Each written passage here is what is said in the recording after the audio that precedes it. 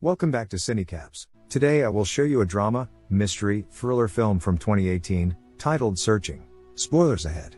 Watch out and take care. David Kim creates a new user account for his daughter Margot and takes a picture with her and his wife, Pam. As Margot is growing up, photos and videos perpetuating the family's happy memories are being uploaded on YouTube or different files.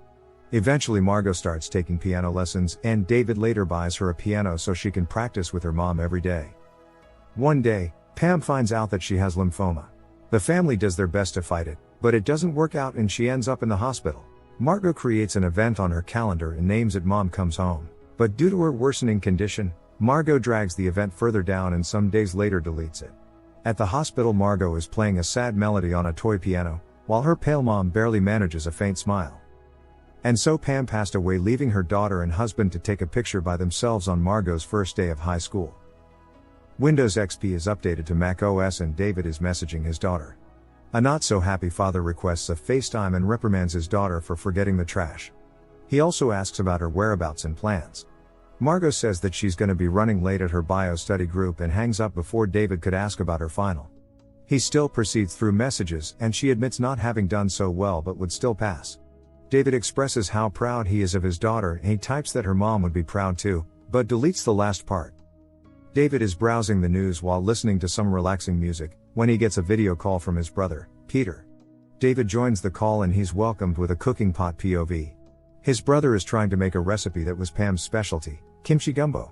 David says that he will look for the recipe but he was sure that there was no pot in it, referring to his stash that he has left on the counter near the other ingredients. Peter puts the jar of oregano away and when David inquires about his use, he quickly changes the subject. While David is browsing Pam's files looking for the recipe, Peter asks him about Margot and how their father-daughter relationship is going. Just as the pot master was about to dig up further personal questions, his doorbell rang and so he had to remind David of sending the recipe ASAP before ending the call. While looking for the recipe, Peter comes across a video of Pam making kimchi gumbo with young Margot. Resurfacing feelings of grief and sadness make David hide the video from his search results. While sleeping, David misses 3 calls from Margot. When he wakes up the next day, he tries to reach his daughter via FaceTime, phone calls, and texts but to no avail. By 3 p.m. there is still no response from Margot, and after his work meeting, David is about to text her when he notices that Margot has left her laptop at home, which is very unlike her. He leaves her another voicemail during which he realizes that it's Friday and she is usually at her piano lesson at this time. He calls her piano instructor asking to speak to his daughter, but she is confused, since Margot had stopped attending 6 months ago. Taken aback by this, he scrolls through his conversations with Margot in which there are pictures of David leaving her the money for piano lessons and Margot saying the sessions were going great. The worried father calls her school, who informs him that Margot hasn't shown up to class that day. Anxious, he texts his brother, who suggests that she might have ditched school to go on a trip with her friends and that David should ask them about his daughter's whereabouts. Not knowing any of her friends, David searches for Margot's social media accounts but they are all private. David logs into the family's old computer through Pam's session. She has been keeping the contacts of Margot's middle school friends in an address book. David dials the number of Isaac's home and the mother picks up, instantly recognizing Mr. Kim. Isaac's mom tells him that it might be a reception problem since her son and friends went camping and that Margot was definitely invited, and that they'd come back the next morning. The angry father throws a tantrum through a long text but ends up deleting it and simply requesting Margot to call him as soon as she gets reception. The next morning Isaac calls David and says that Margot never showed up to the trip, and didn't respond when he tried to reach her before taking off, and that was the last red flag David needed to file a report for his missing daughter. Soon after, Detective Rosemary Vick gets in touch with David, saying she was assigned to his daughter's case. She sympathizes with him, being a parent herself, and asks him to give her a better insight into how the events unfolded. While the detective is doing a recap of Margot's disappearance timeline, David is Googling Detective Rosemary Vick and he opens 3 different links, one video where she's given an award, her Facebook page that shows she has a son, and an article about her building a recovery clinic with ex-convicts. David opens Margot's laptop and tries to log into her Facebook, but her password isn't saved, so he clicks on Forgot Account. A code is sent to her email which he can't get into either, so he sends another code to her recovery email, which he created, so he manages to get in. He then looks at her Facebook friends list and calls one of them. David asks him questions like when he last saw Margot and where he was the night she disappeared, and notes it down into a spreadsheet. He shows it to the detective, who asks David to update her if he learns anything and also to share the spreadsheet with her. So David starts calling Margot's 289 Facebook friends one by one, asking them the same questions. After several calls with Margot's recent chats and acquaintances, he realizes that his daughter didn't have any real friends and that she was isolating herself most of the time. After going through 2/3 of her friends list without learning anything useful, David voices his frustrations to Peter, who suggests taking a look at her offline friends and activities. David looks through her school files and contacts Abigail, the girl who hosted the study group at her house that night. She says that it ended by 9 p.m. and Margot had left by that time. She also enforces the fact that Margot was a loner and used Tumblr a lot. Just as he is checking it, he receives an email from the detective who shares traffic footage of Margot filling up her gas and exiting town. He notes down the place on Google Maps. David checks Margot's bank account and he notices that she has been depositing the piano lesson money there. 6 days prior she made $2,500 payment to a deleted user via Venmo. He checks her Instagram account and notices a user called Derek Ellis constantly posting inappropriate comments on his daughter's pictures. He looks up his number and asks him about his whereabouts the night Margot went missing. He tries to dodge the question, but when David threatens to get the police involved, he admits that he was at a Bieber concert. Detective Vic sends David an email containing a fake ID, saying that Margot met up with a forger around the same time she withdrew the money. The detective spoke to security at Venmo and apparently she sent the $2,500 to herself so it can't be traced, and suggests that Margot probably ran away. David refuses to accept that possibility and continues his own investigation. He goes through Margot's most visited websites and finds a streaming website called Ucast. Not knowing how the site exactly works, he clicks on Cast Now and ends up starting a live stream. As soon as he does, a user called Fish and Chips joins the cast and leaves seconds later. David ends the stream and starts looking through Margot's saved live streams. Margot had few watchers, but her regular was Fish and Chips, who initially asked her favorite Pokemon, to which she responded with Uxie, because it can wipe memories.